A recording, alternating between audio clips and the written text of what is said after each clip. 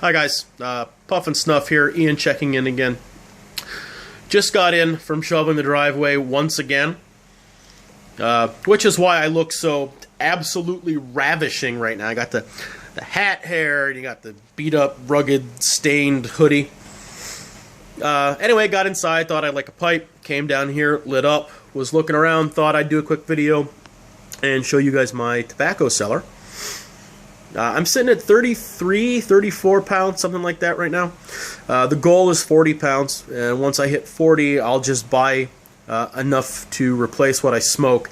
Not necessarily replace blend for blend, but as I smoke through some tins, replace it with stuff that I know that I want to have on hand and keep on hand in quantity. Real quick housekeeping, I'm smoking, this is a GBD Bent Bulldog, and that is a sticker. That is not an inlaid rondelle, which means it's one of the newer GBDs, which in theory are not as good as the older vintage.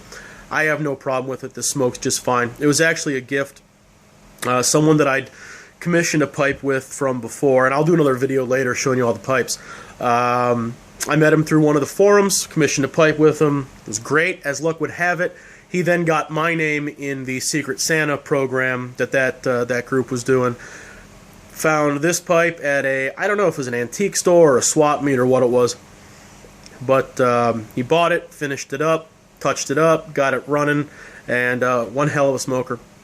Oh, and we got, what am I smoking? I just opened it. What is it? It's the McClelland's Blakeney's Best Acadian Ribbon. I am an unapologetic lover of all things Perique, and this hits the spot. McClelland used a nice heavy hand with the Perique on this sucker, so if you're a Perique guy, you want to check this out. Anyway, let's go ahead and let's take a walk around. I'll show you what I got down here. Okay, so we'll start out with the Curio Cabinet. This is just where I keep everything that I'm actually smoking right now.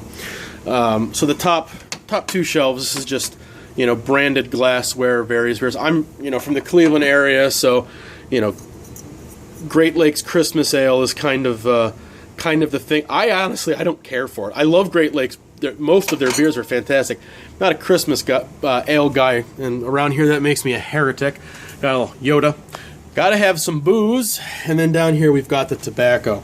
I am a huge Michigan Wolverines fan, which living in Ohio, the sports fans among you can understand how much of a hell my sports life has been for the last few years, but especially the last few months. Anyway, the tobacco. Got a token aromatic that gets smoked once in a blue moon. It's good. I don't do a lot of aromatics. We got this open right now. It's very good. I wouldn't call it great, but it's very good. It's a lot of fun to play with. We'll do a video about that. It comes in coins, and there's different coins in there, so you can kind of mix and match. And then the Blakeney's Best, which I'm just now smoking the first bowl of and very pleased with. So that's what's... Oh, got one of these. Everyone's got one of these, don't we? Don't we all have a Franken blend or a zombie blend? It's just all those bits and pieces and kind of leftovers from the bottoms of tins or mason jars. It kind of all gets thrown together, and when I am old and broke and desperate, we'll see how it all tastes. So we'll come over here, and by the way, I apologize for the lighting. If you've ever watched any of Paul Schalbetter's snuff reviews or snuff-related videos, he always says he's in a dank basement. I actually am in a dank basement, so forgive me. Top shelf here, these are all small, little, anywhere from 1/2 to 1.5 ounce jars of tobacco. None of this is anything I've bought, I don't think. For the most part, these are all samples that were kind of thrown my way, or, little tastings of things from box passes or trades. The only exception is I do have a jar here of McBaron Old Dark Fired. I opened the tin, I enjoyed it very, very much, but didn't really have the taste for something of that, that robustness at the time, so I stuck it here in one of these jars for safekeeping. The bottom two shelves are pretty much at capacity here. These all run 2 deep. These are all the big 8-ounce mason jars here filled with tobacco, and these run the gamut. This is kind of a coin cut Superior Round Slice from Newminster, which is really Villager. It's kind of a lower cost alternative to the Peter Stockeby stuff. But so these are the bulks. The issue we have here is I have no room for any more. And I have a pound of old Joe Krantz on the way and nowhere to put the stuff.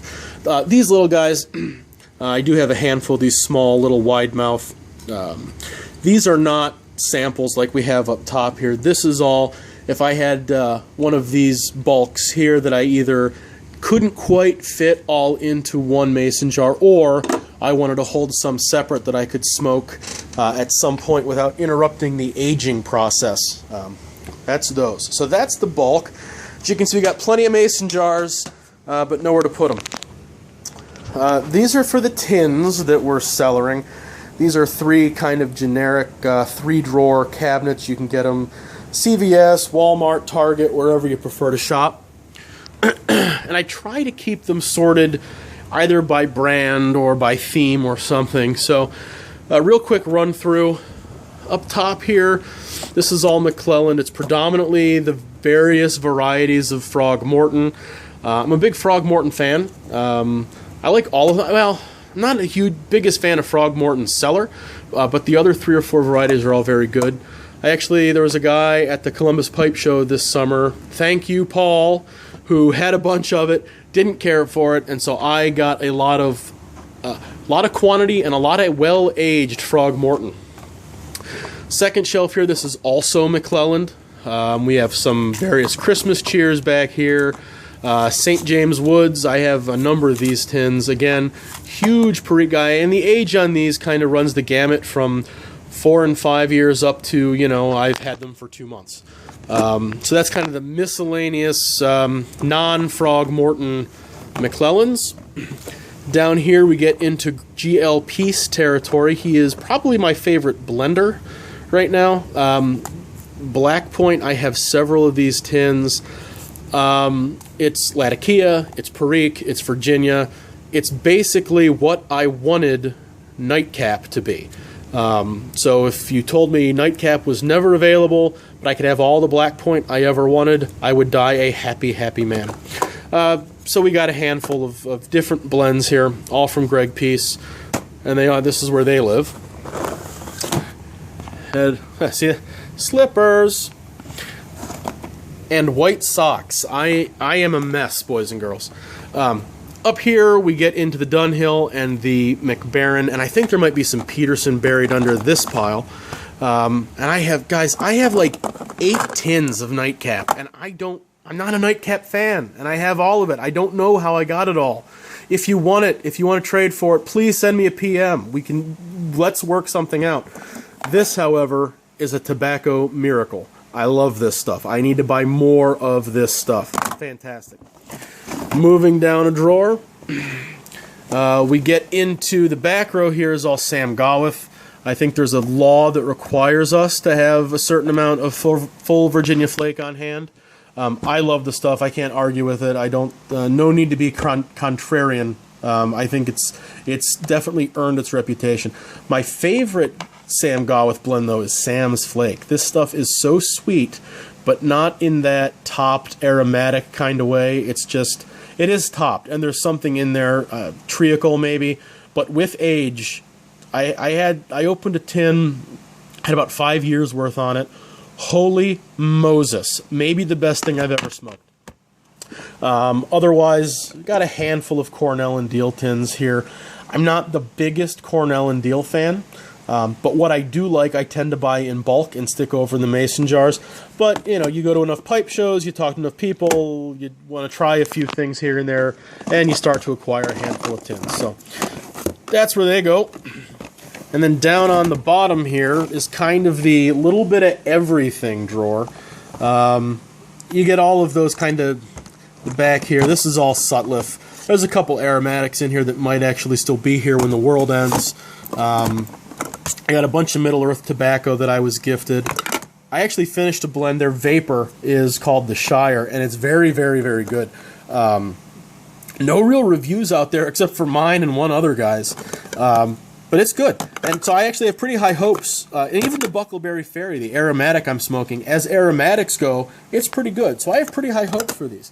I had a bunch of these. They were on sale at Pipes and Cigars. Apparently, it's a Virginia Perique Flake, and it's supposed to be pretty good, and it's cheap. $6.50 for, and this is what? I mean, this is a full 50-gram tins. I mean, dirt cheap. Yeah, so we'll see how that works out. I also have in here, this is the oldest tobacco I have in my collection. I don't actually have a date. I didn't actually buy it. It was gifted to me from a very, very generous friend on one of the forums. Also named Ian, so thank you, Ian. He tells me that it's from the mid-90s. Based on the label, and based on the trim, and you can't see it, but there's a hell of a lot of bulge here from fermentation. I have no reason to disbelieve him, so I call it, I think, 1995, just to pick an arbitrary date, but this is probably somewhere between 18 and 22 years old. I keep telling myself it's the next tin I'm going to crack, but I can't bring myself to do it yet. Moving over here to the last little group, and this will go quick. Top shelf here, this is all Hearth and Home tobacco, Russ Willette's tobacco from pipesandcigars.com. Some of it is all stuff I haven't tried that I just kind of bought because it sounded interesting, and I've never really had an H&H blend I haven't liked. Again, none of this is going to be aromatic. This is all going to be Burley or Virginia or Latakia. Some of them, though, really are fantastic tobaccos. Larry's blend, if you are a Latakia guy, do yourself a favor and try this stuff. It is inexpensive, it is readily available, and it is flippin' delicious. The middle drawer is very close to empty. These are tobaccos that I actually own and don't really plan to smoke because I'm kind of saving them as part of a collection. So every year I buy 2, maybe 3 tins of McClelland's Christmas Cheer. So this is 2011, 12, 13, and 14. These I'll just have to say I have part of the series. The stuff over here, of course, is the 2nd or 3rd tin that I bought specifically to smoke. And then these down here, I go to the Columbus Pipe Show, the NASPC Pipe Show, Columbus, Ohio, every summer, and they always have their little collector's blend. So I always buy 2 or 3 of those, and again, one of them gets saved here as part of a collection. The rest go elsewhere and actually get smoked. And then down here, this is for the stuff where I've started to buy certain tins in quantity that I know I want to have and always have access to. And right now, this is completely comprised of 3 blends, which I'm stocking up on. So as when I hit that 40-pound mark, and I start smoking through some stuff I don't really feel I need to have on hand, this is the stuff I'm replacing it with. Orlick Golden Sliced, and again, there's some in the other drawer that I'll smoke soon. But this is all stuff that I know I want to have and keep. And the other 2 are GL Peace blends. One is Telegraph Hill, which for me, ounce for ounce, dollar for dollar, is the single best vapor blend known to mankind. The other is also a vapor from Greg Peace. It is Fillmore. It's actually the vapor that turned me on to vapors and kind of changed how I look at pipe smoking.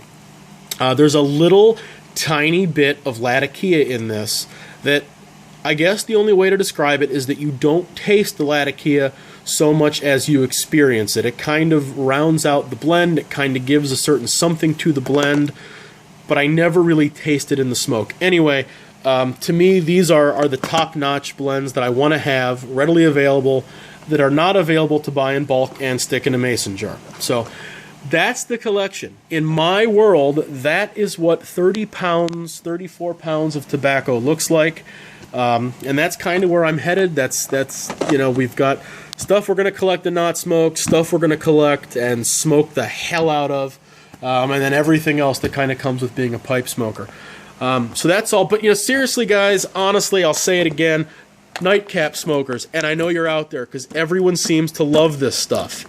If you want to talk about a trade, if you want to talk about getting your hands on this, this isn't the old stuff. This isn't the Murray's version. This is probably the newer. Most of it's probably Orlick, actually tinned and blended by Orlick. But if it's your thing, please, please send me a PM. Let's work something out. Let's make something happen.